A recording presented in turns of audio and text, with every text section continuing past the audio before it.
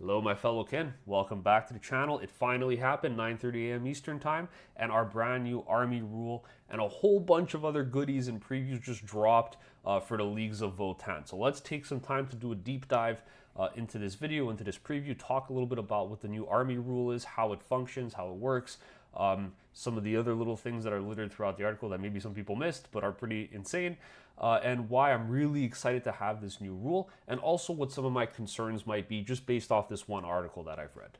But of course, before we go any further, a massive thank you, of course, to our channel members: Jordan Stuckenschneider, The Pulp, Sam P, Austri TM, Dabiticus, Travis Taylor, Aaron Easley, Mr. Wolf, Realist Chance, Philip, Ron Helton, Ham Sandwich, Jordiac Last Dracon, Matt Castro, Alexander Sword, Chaos King Plays, Two Tone Terry, Johnny Fanny, Fabien Desserre, Gigi, Da Groovy, Anomander, Doorkicker, Ezreal, Rizreal, Kurt Williams, Brandon Murphy, Sanguinius' Left Nut, KLVI 800, No Sight Tactics, Quack, Remy Marchand, Wix KE, Lane Reed, Josh, Griffiths, Benjamin Roberts, Honeyduck, and Laser. Thank you guys so much for your ongoing support. It really, really does mean a lot.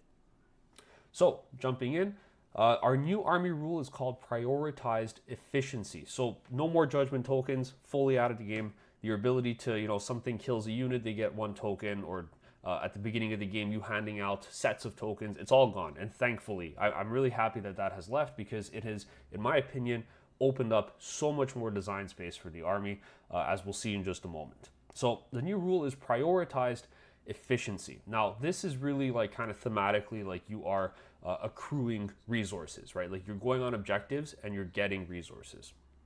Now, the rule itself, how it functions, is you're basically rewarded largely for being on primary. So it's counted up through these points called yield points, or YPs, as the article refers to them in their acronym form. Now, these YPs, these yield points, are essentially going to be tallying up a total that will determine which threshold you fall in. If you are, I think it's 7, if you have fewer than 7 of these yield points, which is going to be checked in your command phase, then your army gets access to hostile acquisitions as a buff. If, however, you're above 7, once you hit that threshold, you switch over to Fortify Takeover. So less than 7, you have Hostile Acquisition as your army-wide buff. More than 7 or more, you have Fortify Takeover, essentially. And it's really simple how this works. So really what it's telling you here is at the start of the battle, you start in Hostile Acquisition. What this does is essentially every time an opponent is touching an objective within range of it, your whole army gets +1 to hit against that unit. So if something touches an objective, your army's better at killing it. Great. You also get to advance, you get to reroll advance and charge rolls made for units. Very good as well. We don't usually have access to any rerolls or many at all, so this is already a good change in direction here. So that's the first one you start off with. Now, as the game progresses, and I'll explain how in a moment, and you start getting more of these yield points, once you hit that threshold of 7 or more, at the end of your command phase, you do this check, you see if you're under 7 or if you have 7 or more, and that's going to determine, starting from round 2 onwards, which one of the prioritized efficiencies you're in. Hostile Acquisition or Fortified Takeover. So Fortified Takeover, you still maintain +1 to hit if something touches an objective, but your second buff is instead, things have -1 to wound if their strength is higher than your toughness. So essentially for Fortified Takeover, 7 or more yield points, you get +1 to hit if something's in range of an objective marker, and army-wide, your whole army gets -1 to wound if your opponent's strength is higher than your toughness, except for vehicles. A little bit unfortunate, but it is what it is. Okay, so how do these yield points actually work? So you essentially accrue them, and I misread this the first time I read through, but it checks each command phase, so both players. What you do is, in the command phase, you take a look at how many objective markers you control. So at the end of your command phase, you run this check. If you have, so basically you get a point for holding your DZ, your home field objective. You get 1 point for holding an objective marker not in your DZ. You'll get another point if you control 2 objectives or more inside of that are outside of your DZ. Or the last check is if you hold more than your opponent. So you can theoretically get upwards of 4 per turn. per like command phase, essentially, if you hold them. What's really nice about this check is that it actually occurs in both players' turns in the command phase. So what this means is, let's say you get turn one, and like you're holding your home objective, you throw warriors onto your expansion objective, and then maybe you throw some warriors in the middle to start a firefight. Okay, let's just say. So you only get one yield point for your command phase because you have only your home objective. But we go into your opponent's turn, and in their command phase, they haven't moved anything yet, and you are on 3 objectives, and you hold more. So you'll get one for holding your DZ, you'll get another one for holding a nomads, you'll get another one for holding 2 nomads, and then you'll get an additional 4th one for holding more than your opponent. So going into your turn, you'll get your home base, and you'll be already at 5, technically, or 6. So they do accrue quite quickly, and it kind of sounds like you're going to want to have a lot of cheap stuff to kind of just throw onto an objective so that it doesn't really cost you too many resources to start building these tokens up. So I really like this, and it's permanent, so the amount you get at that like round when you do the check, let's say you're at like 7, it doesn't reset, it stays at 7, but there are ways to manipulate it so that you kind of have a little bit of agency and control in terms of which army buff you want to have active. But more importantly, a lot of our stratagems, as we'll see in just a moment, interact with these yield points and enhancements as well. So you can manipulate your yield point or yield token, I keep misspeaking, pool to essentially get stronger buffs, which are very reminiscent of our abilities when we had judgment tokens. If something is like double judged, it gets a lot better. So hopefully that's clear. Essentially, 2 different sides of your army rule. You accrue these points, and then you do a check in your command phase to determine which one of the 2 army buffs you get, depending on the number of yield points that you've built up over the course of the game, just by being on objective markers. Pretty simple. Okay, so here they previewed the detachment for Oathband. So they kind of renamed it, I think. So it's called Need Guard Oathband. This is the main index one that everyone's been running. And I think it's really nice that they previewed this one because we've had it for so long. And I think now we kind of understand what their design philosophy is in terms of implementing these yield points into the actual play style of the army and into the detachments. So they previewed one of the enhancements here, which is, and the army rule as well for the detachment. So the detachment rule is each time an enemy unit is destroyed, you gain a yield point. So now you're gaining yield points for being on objectives, and you're gaining yield points for killing things. Pretty good. So now you could very quickly gain access to 7 yield points turn 2 if you really wanted to, which would turn on your ability to have the -1 to wound army wide. Pretty sick. Okay, so the first enhancement here that they previewed, the only one, is called Ancestral Crest. Now, essentially, what this does is once per turn, when you target a bearer's unit with a command reroll stratagem, the bearer can use this enhancement. If it does, you spend a yield point and reduce the CP of that stratagem by 1. So this only works for the command reroll strat, so might not always come up, but it is cool to kind of just preview and see what kind of interactions we're going to be getting between stratagem support and yield tokens. So in this case, the yield tokens, the yield points, can substitute in for command points.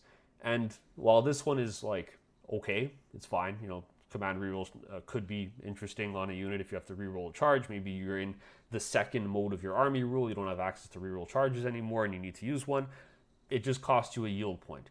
And more importantly, it allows you to manipulate that value, that pool of resources that you have by going from, for example, 7 to 6. So now next turn, everybody has reroll charge rolls and advance rolls in your army, which is pretty nice. So just an example of how yield points interact with the army rules and the detachments as well. Now, when we talk about the 2 strats, so they previewed our 2 of our most popular strats, which was increase AP in melee and sustained hits 2. These are our 2 most popular strats for the index, I would argue, and they've shown us here kind of the new design philosophy in terms of how we get access to the stronger portion of that rule. So if you recall in the present index, for the honor of the hold, where you increase your AP by the number of tokens that you have, now you just flat increase it by 1 on any unit that you're attacking, And if you spend 3 of your yield points, you increase the AP to 2 instead. So now we're seeing a direct correlation here between the use case for these yield points actually being applicable in game. So you're building them up in the command phase, and then you're expending them during the game, and then you're building them back up in the command phase again. So it's actually really cool. And I think this is very powerful. Why? Because no more are you reliant on your opponent having tokens to gain damage buffs. So this is really powerful, because if you build your list to be able to turn 1 just go out onto a bunch of objectives, for example, at a very low cost, so splitting your Jaegers with the new Capricus vehicle, right? So now suddenly you have a 45-point Jaeger model that's going to touch an objective turn 1, don't really care if it dies, and then you're holding your home, you're holding your expansion. All of a sudden, you're going to be building up these tokens. You're going to go into your turn, maybe you kill something, turn 1, like an infiltrating unit, and now suddenly turn 2, you have access to 7 yield points, and you can start spending them on these powerful buffs. So I really like this, because you could basically do it on anything. Your opponent doesn't really have control anymore over what units you get to hurt. Now you can hurt everything so long as you play primary very well and carefully. Now the second one they previewed here was Ancestral Sentence. So this is, if historically it was if they have 1 token, if they have no tokens, it's sustained hits 1. If they have any amount of tokens, it's sustained hits 2. So now how this works is just default, you get sustained hits 1. And if the unit has, if you expend 3 yield points, it has sustained hits 2 instead. So I guess there are some pros and cons, right? Like the con is that there's a little bit more of an investment to use these strats. It's going to be a lot harder to just say like, okay, I've reserved 2 CP to do these 2 big damage bursts and take back primary, for example, on my go turn. You're going to have built up enough of these points to be able to use these. So now you need to resource manage your command points, and you need to resource manage your yield points as well. So on that hand, I do think it's a little bit trickier to be able to use these on-demand stratagems, because there's technically a hidden fee that you need to be managing very well. But on the other hand, they became a lot more accessible, because you can use them on basically anything. You don't have to, there are no more judge targets, but you wouldn't have to wait for a judge target to come out. You can use it on anything and get the full damage efficiency, so long as you resource manage appropriately. So this is a big win, I think. Personally, I think it's a big win. It gives you more agency as a player, which is always really nice. Okay, so here, that's all they preview for Oathband.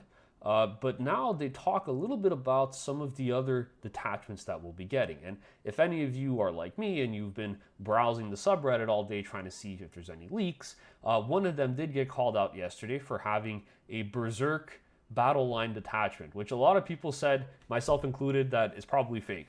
Well, it turns out not only is it true, but they also all get access to Deep Strike. So you can have a battle line detachment for Berserks. They all have battle line, and they have Deep Strike. This is massive because, on paper, the size limits of these squads would be limited by your transports filling up a lot of room in your list, right? Like a 10-man Berserk squad, if you were like, I want to run 60 Berserks, you couldn't really, because you'd have to run 6 land forts to transport them all. But now, you just put those guys in Deep Strike. It's incredible. So this is quite interesting, I think. This took me off guard. So you have battle line keyword Berserk detachment. It's close combat focused. So I think this is going to be really exciting as well to see. Having a really dedicated melee detachment for Votann is going to be great. And it gives them the Deep Strike ability. So unfortunately for Hearthband, already it's looking like it's been outclassed as the melee detachment. And it looks like there are some enhancement and stratagem supports, of course, that allow you to get into combat as fast as possible. Fair to assume there's going to be advance and charge. Theoretically, I wouldn't even be surprised if we see 6-inch Deep Strike with charge right after. That would be insane. So this is the first one that they've previewed here that I think is really exciting. So Berserk stocks going up. And then, of course, we have another one here. By contrast, the Persecution Prospect Detachment favors Hernkin scouting units and their long-ranged firepower, keeping enemy units pinned down with focused volleys that cripple their movement and set them up brutally for effective counterpunches. So they seem to be promoting this Persecution Prospect Detachment for Hernkin, which gives them, it seems to imply that you're going to have a lot of like modifier abilities to reduce movement speed and things like that. Could be interesting to see. There seems to be some contrasts here with like long range firepower and also scouting and being close with infiltrating on the Hernken. So I'm curious to see how they balance all of that. But this could be interesting to look at as well. It's always fun when you get new rules. All right, and then here we have Brandfast Oathband, which seems to be like our vehicle one. So I know that there were some rumors about having a detachment where vehicles go through walls. This is definitely going to be the one. And it looks like as long as you stand next to your vehicles, everything just gets sustained hits 1 all the time, which is pretty nice. It's honestly pretty nice. So this would be the other one that they previewed. And then the last detachment here out of the 5, I believe, that we're getting in our codex is Hearthfire Arsenal Detachment, which is Ironkin and Brokier unit focused. So this seems to be more about experimental weaponry. So kind of akin to what we have, like maybe like experimental prototype cadre where you add range to your units, like with Tau. That could be pretty cool. Suddenly your very short range 18-inch guns or 24-inch guns can increase quite drastically, going up to like 30 inches or 24 inches, which would be pretty cool. And of course buffing their firepower. So this is another one to look at, and it seems to be a focus here on would-be rivals away from central objectives. So it seems like there's always this focus on doing more damage to things on objectives, which is always really nice. We see that a lot with Renegade Raiders. And to be completely honest with you, the high movement and the high melee damage of Renegade Raiders on primary makes me think that the Berserk detachment is actually going to be, wherever it was, quite powerful because it plays that game exceptionally well.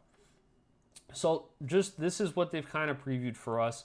I'm really excited. Tomorrow they're going to be showing the data sheets for some of the units apparently, so we'll do a video on that as well. So I think in general, very, very happy with this because they've reworked our army rule to be a little bit more flexible, give us more agency and control. There's nothing that feels worse than judging 4 things at the start of the game when your opponent brings something out that isn't judged and you can't really hit it or kill it.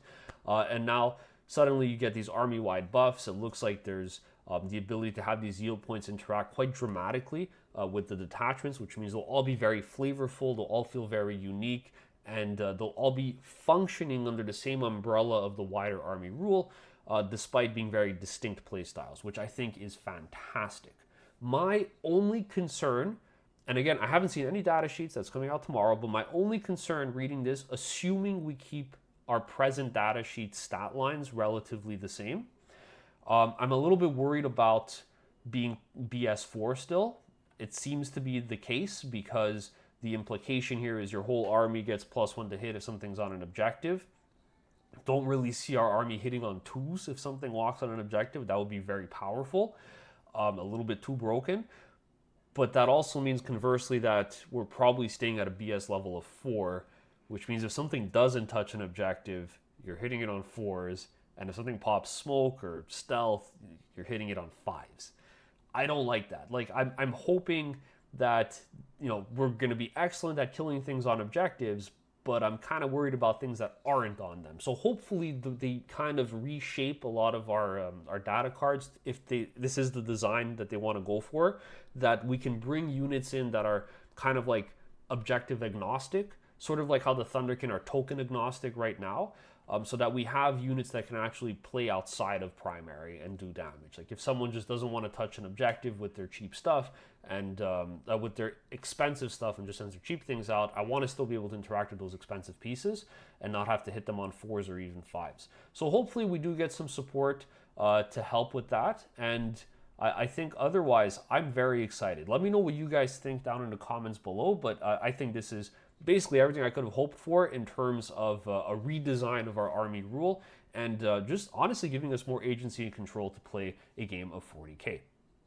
Thanks so much for watching, and I'll catch you all tomorrow in the next preview.